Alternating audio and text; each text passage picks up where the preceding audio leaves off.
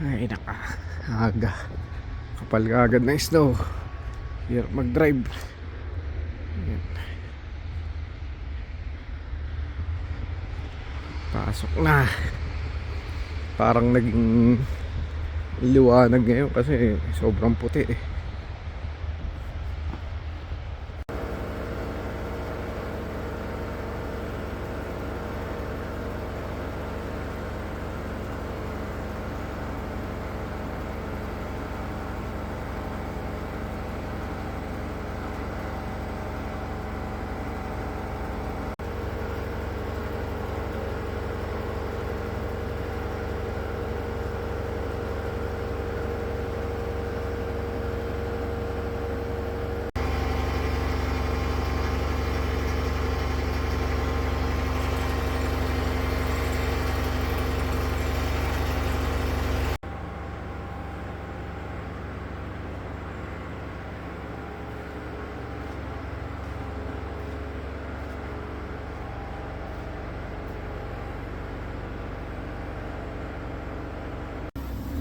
Medyo panibago na naman yung pagsubok ito kasi yung bagong makina gagamitin namin. Dito ngayon ako sa CNC na nga, nalipat na ako dito. Panibagong pag-aaral, numbers. Ito yung pinakabuong shop, liit lang pero hanggang dun yun sa dulo. Talim. Talim na gagamitin.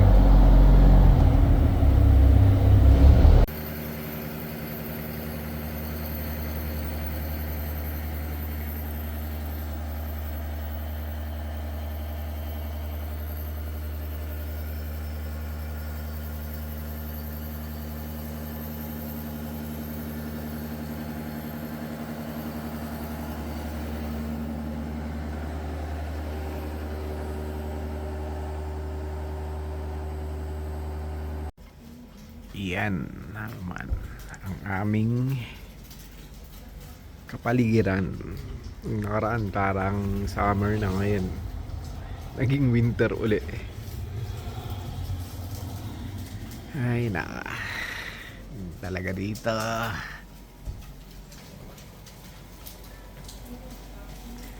Anong niluluto mo?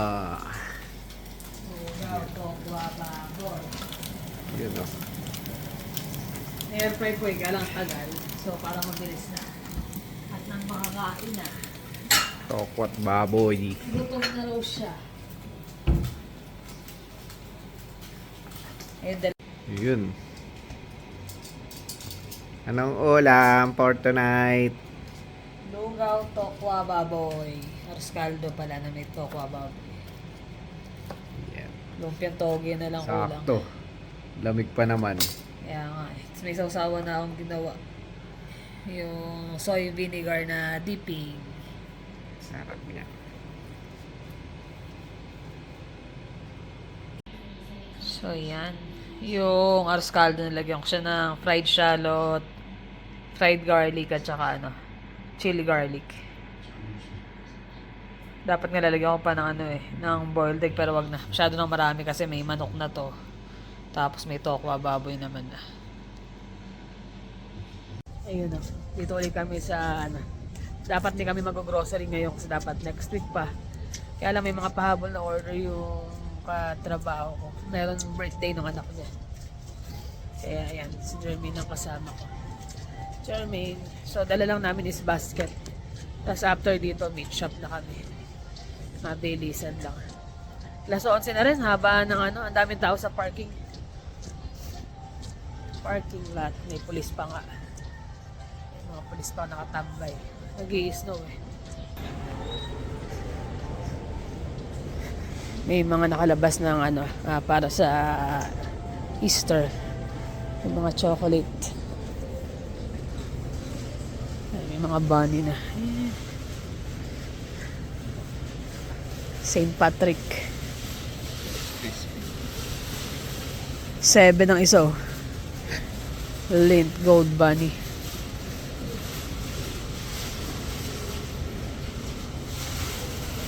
Ganda ng orchids. Mga tayong carrots. Ito yung listahan ko eh. Naglista ako para yun na lang ang kukunin ko. Kumuha ako ng ham para sa ano, sa carbonara. $7 na, 5 lang muli natin kuha. Tapos kailangan din ng bacon. Ayan ang bacon. $8. Itong may maple 10. Wala na, mahal na talaga lahat. May order ng carbonara bukas. Favorite mo yun, di ba? May sobra naman lagi. Pag nagluto ko lagi may sobra. Para kasama na kami. Yun, halos patapos na rin ako. So yun nga, ganun. Pagka may order ako, lagi akong bumibili ng extra para isang lutuan na lang. Sinasabay ko na yun sa amin. Cheese. Kailangan ko na lang ng lumpia wrapper at saka cheese. So yan, yan lang napamili namin. Tapos meat shop na, tsaka Seafood City mabilis. Yun, bahay na kami ni Jermaine. Pero pagdating kumain na kami kasi gutom na. Alauna na kami nakauwi. Dahil nga late na rin kami umalis. Alas 11 na kami umalis ni Jermaine. Hindi pa makadrive ng mabilis dahil pangit lalo sa mga looban yung kalsada. So yan, nakapamili na. Tsaka ano pala, thank you sa pag-approach kay Miss Marisol. Tsaka sa husband niya si Roger. Nanonood daw kasi ng vlog pag morning. Sabi daw niya, lagi ko nakikita yan sa sa Seafood City. Nandun siya sa may cashier eh. Nakakatuwa naman. Sabi niya, lagi nga ito nakikita eh. Kasi every other week kami nag-grocery. Kangina nga dahil nga may order. So yun, duman kami. So thank you sa pag-hi, Miss Marisol and Roger. Tapos yan, ang aming napamili. Mostly karne. Ang madami. Kasi may mga pangsahog pa ako from last time. So yan, ito sa kay Jermaine to. Nagpabili, Rice Krispies. Cornstarch, and tapos peanut butter kasi may kare-kare akong order, tsaka fresh lumpia. Breadcrumbs, anato powder, beef cubes, linguine, tapos lumpia wrapper, excuse me, canton at tsaka bihon. Tapos ham para sa cordon bleu, tsaka itong mozzarella. Dalawang order ang ko eh. Tapos bacon. Ang tawag ito? Lettuce leaf. Avocado, singkamas, sibuyas, carrots. Tapos kamote. Kamatis, tsaka isang green pepper kasi may red pa ako dyan. Tapos peras. So yun lang. Mostly ito na. Yung mga nandito. Ito ang kailangan kong i-portion at iayos kasi yung iba kailangan ko na bukas. Yung iba for the rest of next week pa. So yan, basa filet. Meron akong ulo, pork mask para sa sisig. May chicken breast. Chicken breast ko nasa 10 pounds. Tapos pork shoulder. Tsaka beef shank para sa kare-kare. Kain tayo guys. Ayan, ako. Nagsinangag. Tapos okra. Tsaka yung bumili lang ako kanina sa Seafood City nung yung hipon nila. Pero medyo mukhang makapal ang breading nila ngayon. So, ininit ko lang siya sa air fryer. Kain tayo. Malamig na naman. Magandang gabi. Ang lamig. At kami lang doon. Yellowstone. Matatapos na namin. Actually, tapos na dapat yun noon pa, di ba? Na-stop kami kasi nawala sa di ba? Nawala. Wala na kami subscription nun. Hindi ko alam kung saan napunta nun eh. Tapos ngayon, nag-try lang kami ng trial nung Paramount. Meron pala dun. Sakto. Lahat ng mga magkano lang? series. $7.99 $7.99. Okay na rin, not bad. Pero nasa trial pa kami. 1 month trial yun eh. Maraming panonood naka-line. 1 week lang yata din. 1 week ba? 1 month? 1 week. 1 week lang daw pala. Dati 1 month yung mga ganun. Ngayon 1 week na lang. So, yan. Ngayon na namili. Grabe na naman ang yelo since kahapon eh. Kaya nga lamig eh. Bukod sa malamig, kapal. Kapal ng yelo. Pero ako medyo hindi ganun ka-stressful yung trabaho ko ngayon. Yung week niya ngayon. Hindi naman week kasi Dahil sabihin, yung week mo, compare sa mga nakakaraan. parang 3 days pa lang ako doon sa sa CNC. Yun na, napunta na nga ako doon. Medyo mahirap kasi kami yung nagpo-formulate nung pangalan nito? Nung sa CAD, Ah, po-formulate namin yung mga doon, kung ano-anong sukat. nung Ano sabi mo? kakain. Noon kakao. Ayaw mo ng geometry. No, ayaw ko nga ng geometry. Parang nagmakawa pa ako nung babagsak ako ng teacher ko dahil nga sa hirap nahirapan talaga ako sa geometry pero nung once na nagets ko na yung mga second, mga kung ano angle yan. Ayun. Yung pala magagamit ko rin dito ngayon sa trabaho. Kailangan. So mostly ang computation, mga tansya-tansya ng ano. ayun nga, sa AutoCAD Pero di siya pagod. Hindi nga pagod. Ang pinakabuhat mo lang doon, magpapalit ka lang ng talim. That's it. Although 2 beses, 3 beses ka lang magpapalit nun sa kada pipe. Okay lang. Kaya lang kailangan make sure na hindi ka magkakamali kasi sira ang isang tubo. Kaya, hindi, may control doon sa computer, tapos merong parang joystick. Ngayon, lalapitan mo siya, manual check mo yung bawat pinpoint ng tubo. Tapos, habang minamanual check mo yun, yung computer nire-record niya yung sukat. So, hindi ka rin naman magmamat masyado dun. Pero, dapat alam mo kung ano yung kain ng kasi pag kinain ng talim yun. Dire-diretso sira.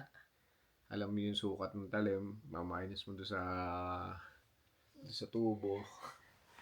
Yung mga ganun. Pero naman kasi, hindi naman siya permanente.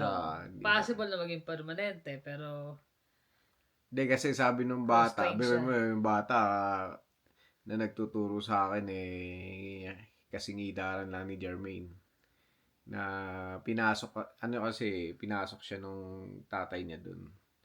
Yung kamag-anak niya kakilala yung nasa opisina, so pinasok siya nung September. So sa September ayaw niya na raw kasi mag-schooling na siya. Sabi ko, pero nag-schooling na siya before? Hindi. O ngayon pa lang? Ngayon pa lang. Para si Jermaine nga Nag-stop muna.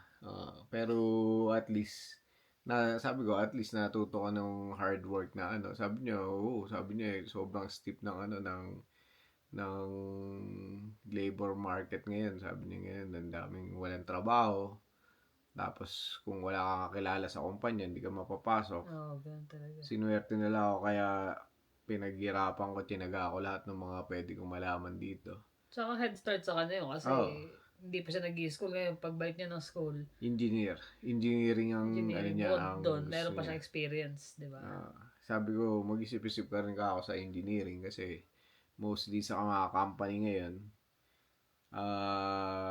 kailangan mga top notcher or sa isang company kasi minsan isa lang yung na-hire nila engineer. May mga assistant na lang yan. Pero sabi ko, yung anak ko, IT ako, medyo okay yung trabaho. Sabi niya, parang gusto niya araw AutoCAD. So, ganda rin yun. Ganda kita nun. Kasi nga, nagkaroon siya ng introduction doon sa CNC ng AutoCAD So, yun. Ewan ko kung anong plano sa akin doon. Pag nawala yun, baka ako mapalit doon. Pero sabi, di ba, paano sa kaano pwesto nyo? So, pwesto ko, yun nga, tinretrain nila yung Iranian na Siyempre, baka mangyayari sa'yo yan, palipat-lipat. Unless talagang wala nang pupwesto kung babalik siya ng school, ikaw na talaga doon. Mabigat yun. Sabi niya, boring daw. Kasi nga, nasanay siya ng walang hinto trabaho. Pero this time, kumbaga, bukod sa malalayo siya sa ng chemical. Yung pintura, yung sunblast. Nung una, amoy mo eh. Pagdating mo, amoy mo kagad yung ano eh, yung solvent na ginagamit namin kasi yun yung pinakamalakas na thinner eh. So, amoy mo kagad sa loob. Eh ngayon, nung mga nakakaraang buwan, parang wala na kami nakaamoy, pare-pareho eh. Nasanay na. Taon na pala. Yun, Nasanay na nasanay yung ka na mga doon sa kaibigan. amoy, so wala na. Eh, pero yun yung nakakaano, sabi nga ni Kuya Louie, di ba? Hmm. Kahit na nakamas ka nun, ini-inhale, parang napapasok pa rin sa balat mo. Ah.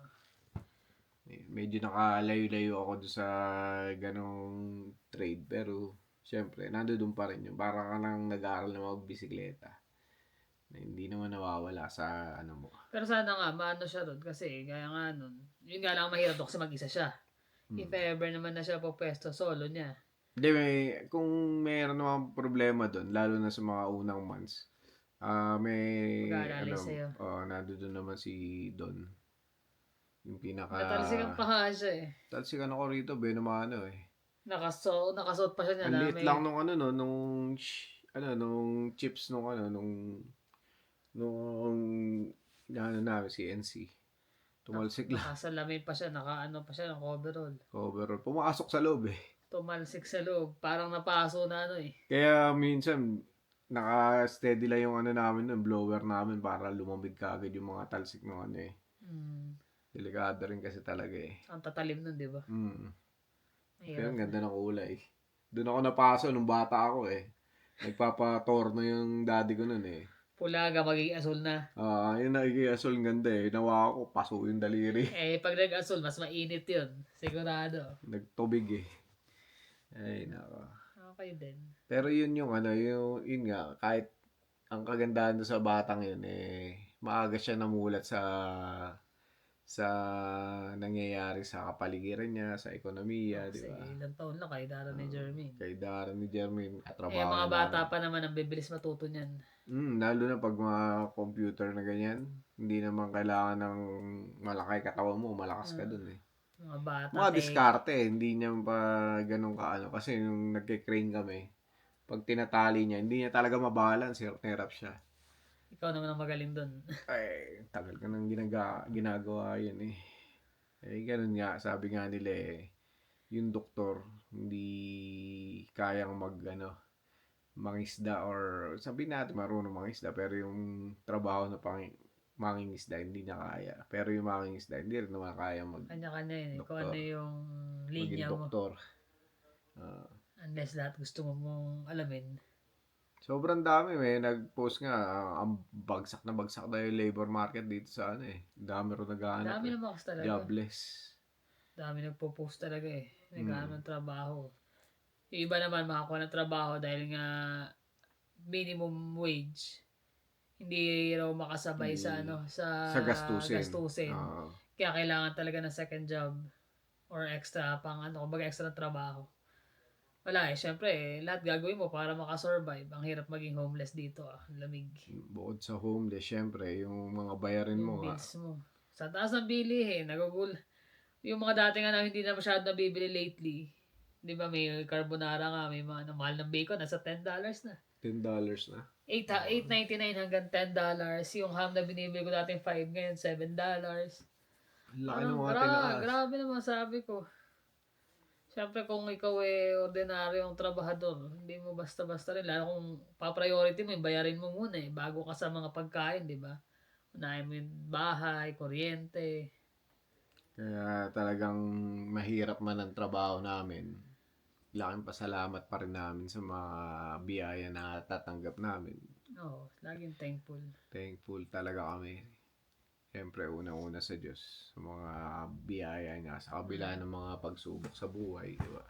Ang dami. Yung mga nahihirapan, isipin nyo na lang, ang dami pang walang trabaho. Di ba? Yung mga may sakit, mayroong pang mas malubayo sakit sa inyo. Tsaka yung gano'n na hirap sa trabaho minsan.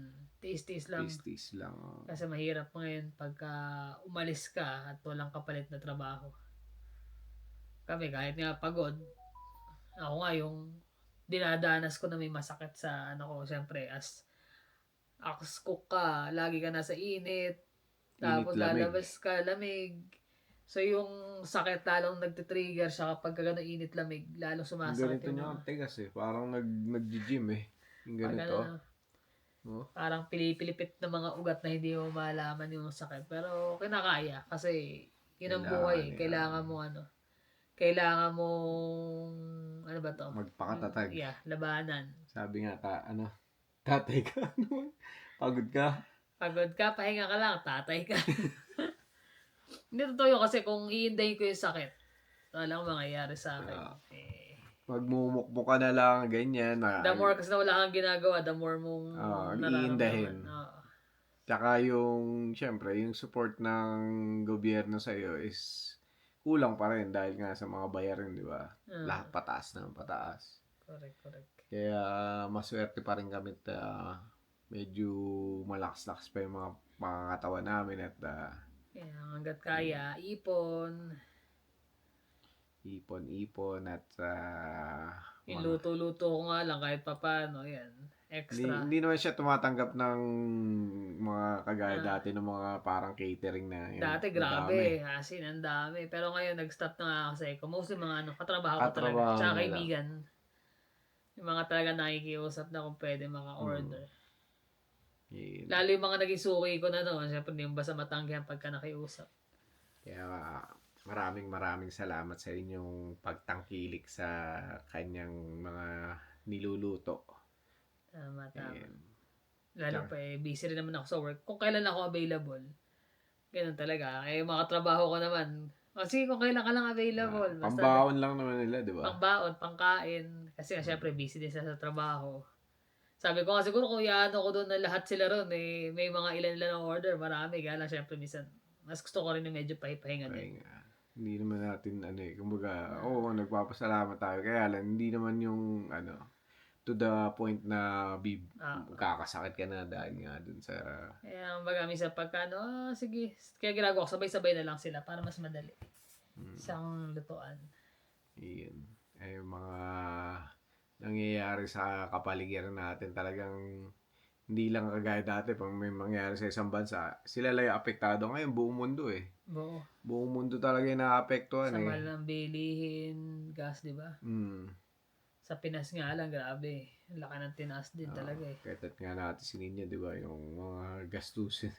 Gasolina saglit lang daw Kapit lang tayo pare-pareho. Siyempre, unang-una yung dasal sa Panginoon natin na bigyan tayo ng lakas at tibay para harapin yung mga pagsubok.